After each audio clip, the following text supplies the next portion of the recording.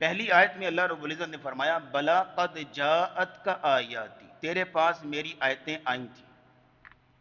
دوسری آیت میں اللہ نے کہا کذالک اتت کا آیاتنا، تیرے پاس ہماری آیتیں آئی تھیں۔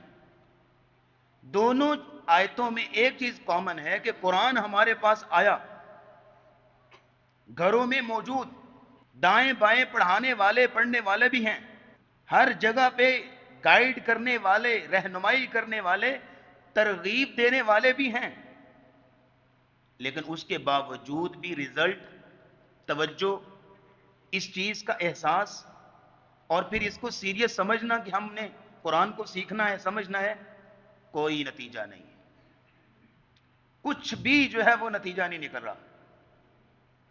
اب آپ دیکھیے گا، پوری زندگی انسان جب صرف کرتا ہے، سینکڑوں ہزاروں کتابیں اپنی زندگی میں پڑھتا ہے۔ اب آپ دیکھ لیجئے، ایک مثال آپ کے سامنے رکھتا ہوں، آپ کی سوسائٹی میں، آپ کے معاشرے میں ایک نوجوان جب پڑھنا اس نے شروع کیا تھا، بچہ تھا، 3 سال کا 4 سال کا تھا، تو اس کو اسکول جو ہے جوائن کروا دیا گیا۔ کتنے سال لگتے ہیں اس کو ڈگری مکمل ہونے میں؟ 25 سال، 26 27 سال میں جا کے اس کی ڈگری پوری ہو جاتی، کوئی جاب لگ جاتا ہے۔ 3 4 سال کا تھا جب اس نے پڑھنا شروع کیا، اور 25 26 سال عمر اس کی ہو گئی، ڈگری مکمل کر لی۔ ایمانداری سے بتائیے گا، آپ گن کے بتا سکتے ہیں کہ اس نے ان سالوں میں کتنی کتابیں پڑھی ہوں گی؟ گن سکتے ہیں آپ؟ بالکل نہیں گن سکتے آپ۔ اور سینکڑوں کتابیں، ہر سال پیپر دیے، اور درجنوں کتابیں ایک سال کے اندر رٹی، صرف پڑھی نہیں، اپنے اندر پوری اتاری۔ اور اسٹوڈنٹ بیٹھے ہیں، جانتے ہیں ایک کتاب کے اندر 20 20 چیپٹر پڑھنے پڑتے ہیں، 25 25 چیپٹر یاد کرنے پڑتے ہیں، اور اس نے کیے۔ 25 26 سال عمر ہو گئی ہے، سینکڑوں کتابیں اس نے پڑھ لی، لیکن زندگی میں ایک کتاب پڑھنے کی اس کو فرصت آج تک نہیں ملی۔ وہ کتابیں جو گوروں نے لکھی، وہ کتابیں جو غیر مسلموں نے لکھی، اس کو دن رات رٹے مار رہا ہے،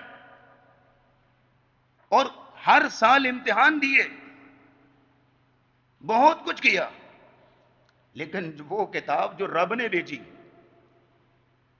جس کو کاتبین وحی صحابہ اکرام نے لکھا، جس کو اللہ کے فرشتے لکھتے ہیں بِأَيْدِي سَفَرَةٍ كِرَامٍ بَرَرَةٍ صُحُفٍ مُكَرَّمَةٍ، اس کتاب جس کے 30 چیپٹر ہیں، صرف 30 پارے ہیں، اس کتاب کو پڑھنے کے لیے 25 30 سال میں ایک دن بھی اس کے پاس میسر نہیں ہے۔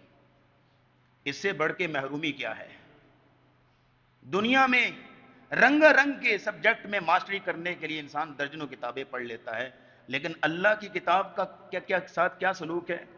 بڑی حد اگر کوئی کریں گے تو قاری صاحب گھر میں لگوا دیں گے، ناظرہ پڑھا دیں گے، بس بچے کو ریڈنگ آ گئی، بس ٹھیک ہے جی، اب اس کی پڑھائی مشکل ہو گئی ہے، اب قاری صاحب کی چھٹی کرائیں۔ اور اس کتاب کے اندر لکھا کیا ہے، مفہوم کیا ہے، رب کا تقاضا کیا ہے، وہ پتہ ہی نہیں۔ اس سے ہمیں سروکار کیا؟ اس سے نہ بچے کو سروکار ہے، نہ والدین کو سروکار ہے۔ بس اتنا ہے کہ ان کی مہربانی کی ریڈنگ کروا دیتے ہیں، بس بچے کو پڑھنا آنا چاہیے۔ اس کے بعد کوئی سٹیج نہیں ہے، کوئی مرحلہ نہیں ہے۔ اب آپ دیکھیے گا، یہ جو شروع میں نے 2 آیتیں آپ کے سامنے رکھی کہ تیرے پاس ہماری آیتیں آئی تھیں، تم نے ان کو اگنور کیا، بھلا دیا۔ اور ان 2 آیتوں کی روشنی میں جو ہماری معاشرتی صورتحال ہے، اس کو آپ سامنے رکھیے کہ ہمارے اور قرآن کے درمیان اتنا گیپ کیوں، اتنا فاصلہ کیوں، کہ وہ قرآن جس کو ہمارے سینے میں منور ہونا تھا، وہ قرآن کے جو ہماری تنہائیوں کا ساتھی ہونا تھا، جس کے ساتھ ہمیں تنہائیاں کاٹنی تھی، جس کے ساتھ دن رات جو ہے وہ دور کرنے تھے، اس کا اور ہمارا کوئی تعلق ہی نہیں رہا۔ اتنا گیپ قرآن کے اندر کیوں؟ وجہ کیا ہے؟ اگر آپ نے وجہ جاننی ہے نا، تو سورہ بنی اسرائیل کی آیت نمبر 45 اور 46، کیا بات! اللہ نے دودھ کا دودھ اور پانی کا پانی کر دیا۔ سورہ بنی اسرائیل کی آیت نمبر 45 اور 46 سنیے ذرا۔ اللہ فرماتے ہیں وَإِذَا قَرَأْتَ الْقُرْآنَ، اے نبی جب آپ قرآن پڑھتے ہیں نا، لوگوں کو سناتے ہیں، پڑھانے کی کوشش کرتے ہیں، آپ ان کو ترغیب دینے کی کوشش کرتے ہیں قرآن کی طرف آؤ، اور آپ ان کو موٹیویٹ کرتے ہیں، ان کو تاکید کرتے ہیں کہ قرآن پڑھو، سمجھو، آؤ اس پر عمل کرو، یہ تمہارے لیے ہے۔ وَإِذَا قَرَأْتَ الْقُرْآنَ، اے نبی جب آپ قرآن پڑھتے ہیں نا، جَعَلْنَا بَيْنَكَ وَبَيْنَ الَّذِينَ لَا يُؤْمِنُونَ بِالْآخِرَةِ حِجَابًا مَسْتُورًا، تو پھر ہم ان لوگوں کے اور آپ کے درمیان ایک غیر مرئی پردہ حائل کر دیتے ہیں۔ حجابًا مستورا، نظر نہ آنے والا حجاب۔